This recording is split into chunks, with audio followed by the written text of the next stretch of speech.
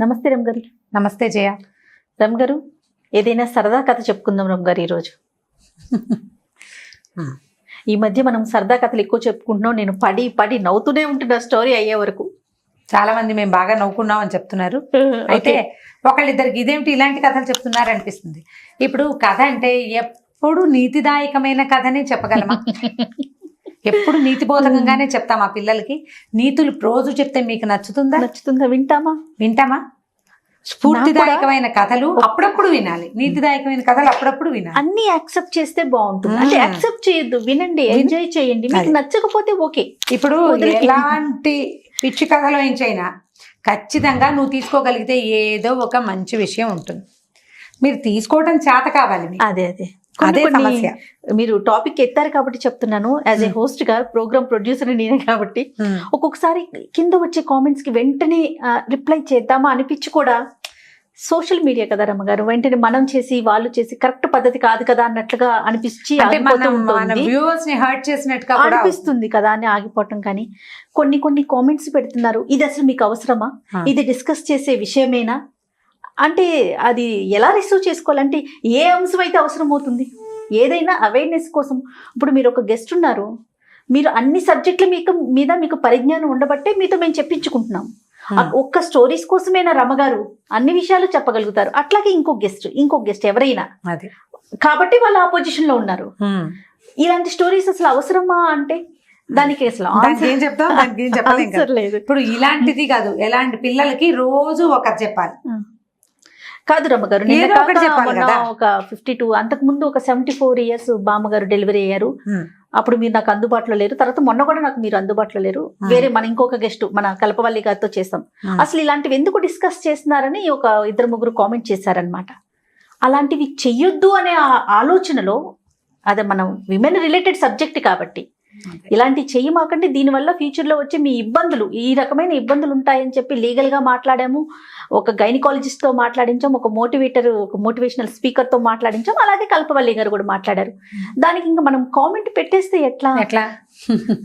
అలా చెయ్యొద్దు అనేది అంతే తప్ప మామంటే ఓన్లీ స్టోరీస్ కోసమే లేదు కదా. అదే అన్ని విషయాలు కవర్ చేయాలి కదండి. అంటే హ్యూమన్ రిలేటెడ్ ప్రతి ప్రోగ్రామ్ ని, ప్రతి విషయాన్ని మనం మాట్లాడాల్సిందే. ఇప్పుడు ఇది మాట్లాడకూడదు అంటే వ్యర్థ పదార్థాలు ప్రపంచంలో ఏముండవు, అన్ని మనకు కావాల్సిందే. ఇవాళ మనం అసలు అవసరం లేదు ఈ మ్యాటర్ ఎందుకు అని అనిపిస్తే రేపొద్దున అదే మన మీదకి వస్తుంది.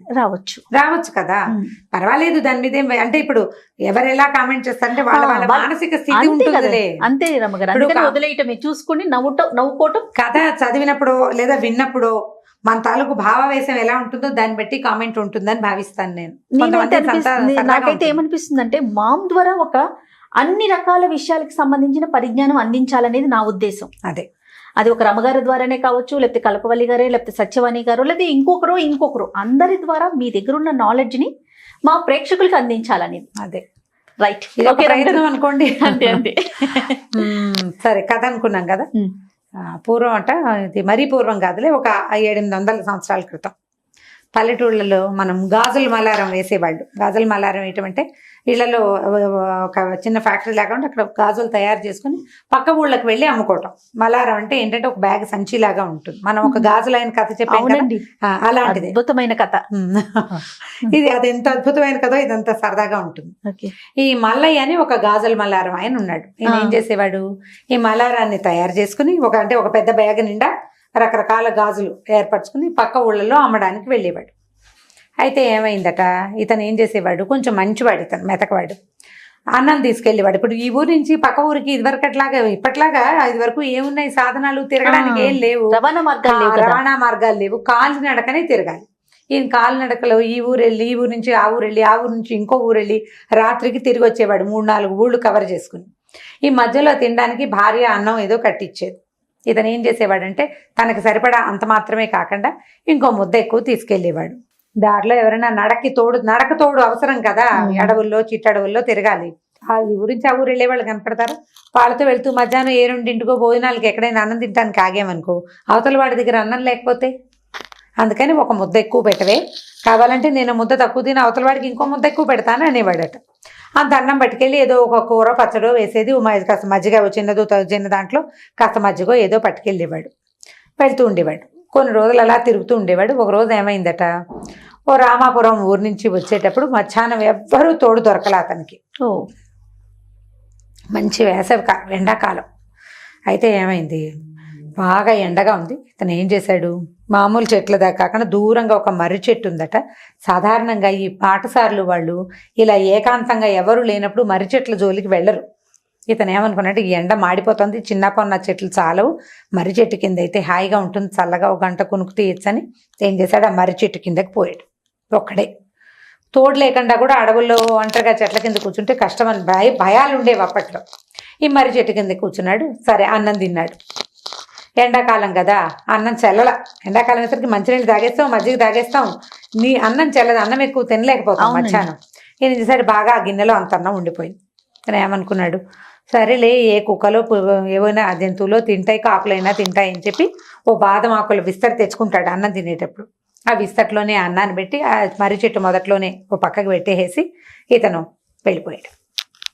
దారిలో వచ్చేసాడనమాట. 2 రోజులు గ్యాప్ తీసుకున్నాడు. ఎందుకంటే ఎవరు నడకదారిలో తోడలేరు, ఎండ మాడిపోతుంది, ఒక్కడనే అవుతున్నాను అని మానుకున్నాడు. అయితే ఏమైందట, ఆ రోజు ఏ రోజైతే ఇతను అన్నాన్ని వదిలిపెట్టాడో ఒక బ్రహ్మరాక్షసి ఒకటి ఆ దారిలో వెళ్తోంది. ఏమనుకుందంటే, ఈ ఎండాకాలం చాలా అన్ని చోట్ల చెట్లు ఖాళీ అయిపోతుంటాయి, పక్షులు అవి కూడా ఉండవు, ఆహారానికి మనుషులు దొరకరు, జంతువులు దొరకవు, ఎండాకాలం అందరికీ సమస్యే. ఈ బ్రహ్మరాక్షసి మర్రి చెట్టు అయితే నీడగా ఉంటుంది, దీని దగ్గర బాగా పక్షులు అవి ఇవి జంతువులు చేరతాయి, ఇక్కడ దేన్నైనా స్వాహా చేయొచ్చు అని అనుకుని అది ఆ మర్రి చెట్టు దగ్గరకు వచ్చింది. ఈ మర్రి చెట్టు మొదట్లో అంత బాదమాకులు ఆకుపచ్చగా విస్తరి, అందులో తెల్లగా ఇంత అన్నము, అంత ఆవకాయ కనపడేసరికల్లా ఇది ఏమిటో ఇది చూద్దామని చూస్తే అదేదో ఖాద్య పదార్థం లాగా అంటే తినే పదార్థం అని అర్థమైంది. ప్రయత్నం చేసి చూద్దామని అది అప్పటిదాకా జంతువుల్ని పక్షుల్ని ఎప్పుడైనా మనుషుల్ని కూడా భోంచేసింది. అన్నం ఏనాడు దాని బతుకులో తినలేదు. అన్నం చూసింది, ఆవకాయ కొద్దిగా తీసుకుని నాలుగు రాసుకుంటే సర్రమంది మొదట, తర్వాత బాగున్నట్టు తోచింది. ఇదేదో బాగుందని ఈ అన్నము ఆవకాయ చక్కగా కలుపుకుంది. అంతకుముందు ఆవకాయ అన్నం కలుపుకున్న ఆనవాళ్ళు కనపడుతున్నాయి ఆకులు, ఎంగిలాకే కదా అది. అక్కడి నుంచి అన్నం తినేసింది. తిన్నాక అన్నం దానికి విపరీతంగా నచ్చిందట. ఎంత బాగుంది, ఇట్లాంటి ఆహారం తినేవాడు ఎవడో ఇక్కడ వదిలిపెట్టాడు, ఆ వదిలిపెట్టిన వాడిని పట్టుకుని వాడి వెనకాల వెళ్ళిపోవాలని చూస్తోంది. పైగా ఆ ఎంగిలాకులో తినేసరికల్లా ఆ వ్యక్తి మీద దానికి చాలా ప్రీతి కలిగింది. అవతల అతను అన్నం తిని మరి ఇంకెక్కడ పెడతాడు, ఓ ఆకు తెచ్చుకున్నాడు, అందులో అన్నం తిన్నాడు, మిగిలిన అన్నం అందులో పెట్టాడు. అతను ఎంగిలాకే కదా. తినేసరికల్లా వీడెవడో వస్తే వాడు వెనకాల వెళ్ళిపోదామని నిశ్చయించుకుని ఉంది. 2 రోజులు గ్యాప్ తీసుకున్నాడు కదా మల్లయ్య. 3వ రోజు మధ్యాహ్నం వచ్చాడు.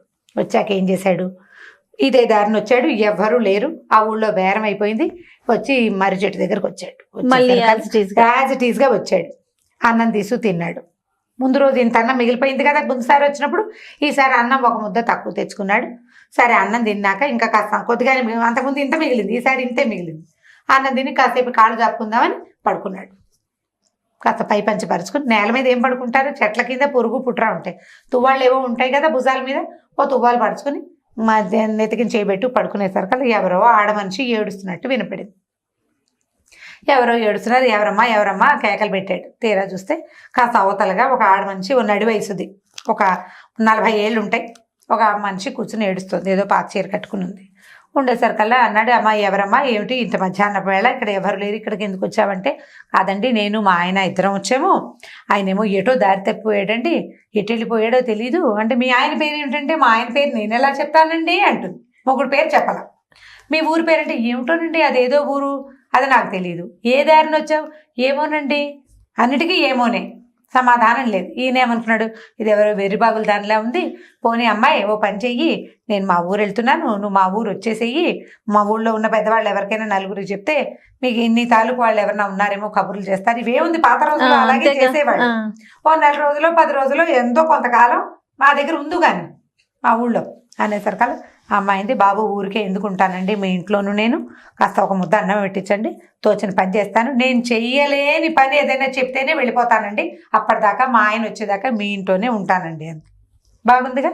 పాప అమ్మాయి ఎప్పుడు తిన్నావో, నేను ఎంగిల్ చేశాను అనుకో, మరి ఒక ముద్ద అన్నం ఉంది తింటావా అంటే, అయ్యో ఎందుకు తినండి, పరమానందంగా తింటానని ఆయన పెట్టిన అన్నం ఆవకాయ వేసుకుని మజ్జిగ పోసుకుని శుభ్రంగా ఆయన ఎంగిలన్నం అంతా తినేసి వెనకాలే వచ్చింది. వస్తే సరే వీళ్ళు ఏదో సామాన్య సంసారి గాజుల వ్యాపారం, ఏం డబ్బులు ఉంటాయి వాళ్ళ దగ్గర. సరే వీళ్ళు ఏమనుకున్నారు, జీతం గీతం ఇవ్వలేనమ్మా, అన్నం పెడతానన్నాడు. అబ్బో అదే మహద్భాగ్యం, నాకు కావాల్సింది అదే అని వచ్చేసింది. అమ్మా నీ పేరు ఏంటంటే రాకాశమ్మ అని చెప్పింది. రాకాశమ్మ, అది పేరు ఇలా ఉంది పేరు అని అనుకున్నారు. మనిషి చూస్తే మామూలుగానే ఉంది, జుట్టు గిట్టు మొహం అన్ని బాగానే ఉన్నాయి. ఏదో ముత్తైదు పాపం భర్త ఉన్నాడు, ఎక్కడో పోయాడు, ఇప్పుడు కనపట్లేదు. నల్ల పూసలు గాజులు గీజులు బాగా కనపడుతున్నాయి. సరే ఇక అట్ట పెట్టుకున్నారు. అన్ని పనులు చేసేది చక్కగా. 3 పూట్ల 3 పొద్దుల అన్నం తినేది. ఏదైనా స్వీట్ పెట్టినా తినేది కాదు, అన్నం పెట్టు అని అడిగేది.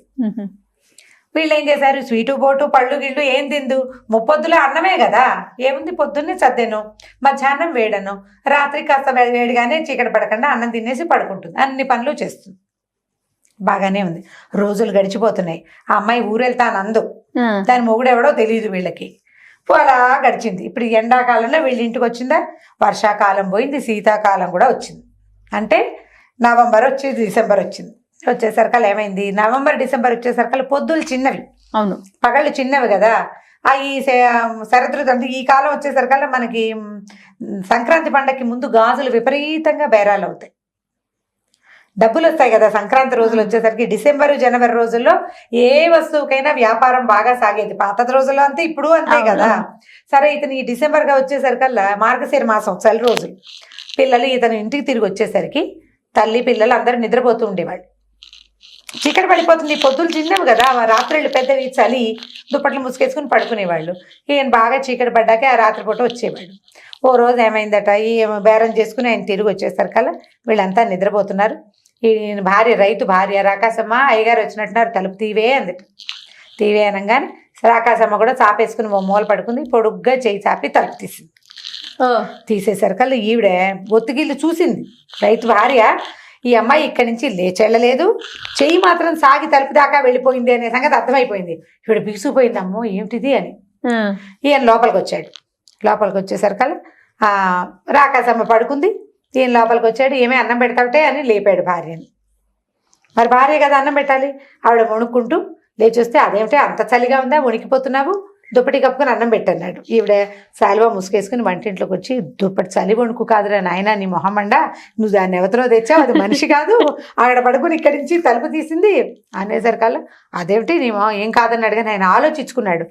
ఈ అమ్మాయి తలుపు తీసిందా, ఇప్పుడు ఒక మనిషి నేను వచ్చి తలుపు తీసాను అనుకో, తలుపు తీస్తే అవతల మనిషి వచ్చేసరికి నేను మంచం మీదకి ఎలా వెళ్ళి పడుకుని నిద్రపోతాను, పడుకోలేరు కదా, పడుకోలేరు, ఎవరైనా అంతే కదా. ఇక్కడి నుంచి అక్కడికి వెళ్ళాలంటే టైం పడుతుంది. నేను లోపలికి వచ్చినప్పుడు రాకాశమ్మ చాప్ మీదే మూల పడుకుని నిద్రపోతుంది అంటే నిజమేనమాట. సరే ఈ అమ్మాయిని అబ్జర్వ్ చేయాలనుకున్నారు.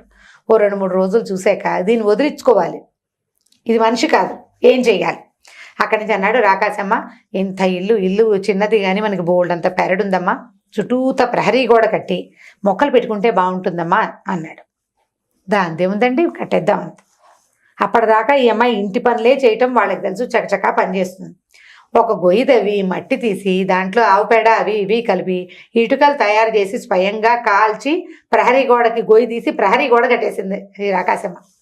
ఓకే, ఎప్పుడైతే మనం ఆడవాళ్ళు ఒక్కళ్ళే ఈ పనులు చేయలేరు, మగవాడి సహాయం లేకుండా ఈ అమ్మాయి ఈ పని చేస్తుందంటే ఇదేదో మామూలు మనిషి కాదు అనే సంగతి ఊళ్ళో జనాలకు కూడా అర్థమైపోయింది. ఇది అద్భుతం కాదు, ఏదో విపరీతం అని.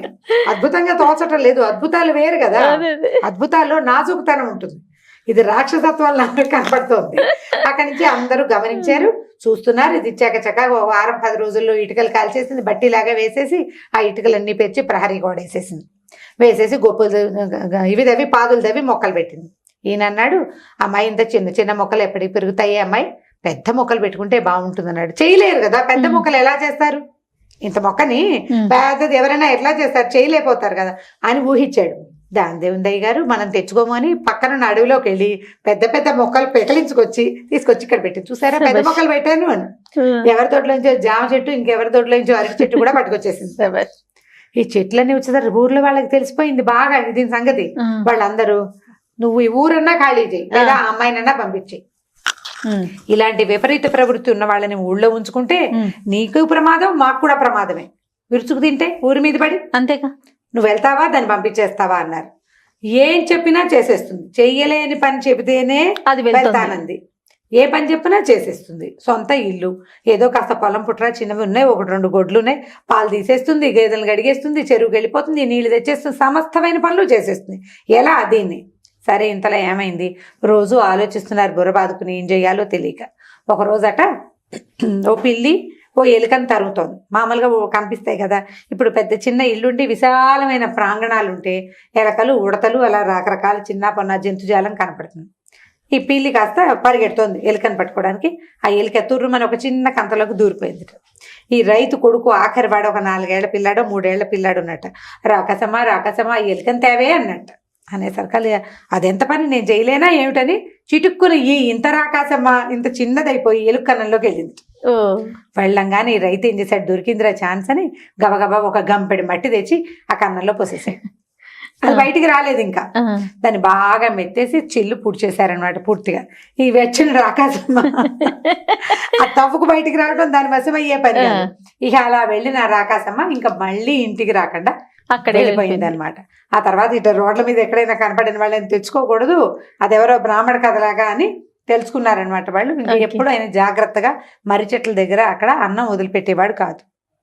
వదిలిపెడితే ఇగో ఇలాంటి వచ్చేస్తుంది. అందుకని మన వాళ్ళు ఏం చెప్పేవాళ్ళు అంటే, ఇప్పటికి కూడా చెప్తారు జయ, ఆడపిల్లలు జుట్లు విరబోసుకుని తిరగకూడదని, ఏమైనా చెట్ల కింద కూర్చొని తినకూడదని చెప్తారు. మనం చెట్టు కింద సంవత్సరంలో ఒక్కసారే తింటాం. అవును, ఈ కార్తీక మాసంలో మాత్రమే. ఆ రోజులుండే, అది కూడా పగళ్ళు. రాత్రిళ్ళు తినకూడదు, ఆహారాన్ని విడిచిపెట్టకూడదు. అవన్నీ పాత రోజులు ఎందుకు నియమాలు ఉండేవి, ఇలాంటివి ఏవో జరిగేవి బహుశా, అందుకని ఇవి చేయకూడదు అంటారు. జుట్టు విరబోసుకుని తిరిగినా కూడా బాగా అందంగా కనపడతారని, వాళ్ళతో పాటు వచ్చేస్తారని అట్లా చెప్పేవాళ్ళు. నిజమా కాదా అనేది మనకు తెలీదు, కాకపోతే ఇదేదో మంచిది కాదు, చేయకూడదు అని చెప్పి ఈ కథ. చాలా బాగుంది రమ్మగారు, సరదాగా ఉంది కదా. చాలా చాలా బాగుంది, నవ్వుకోవటానికి, పిల్లలకి చెప్తానికి కూడా చాలా బాగుంటుంది. ఓకే రమ్మగారు, ఇంకొక స్టోరీతో మళ్ళీ కలుద్దాం. ఓకే, నమస్తే.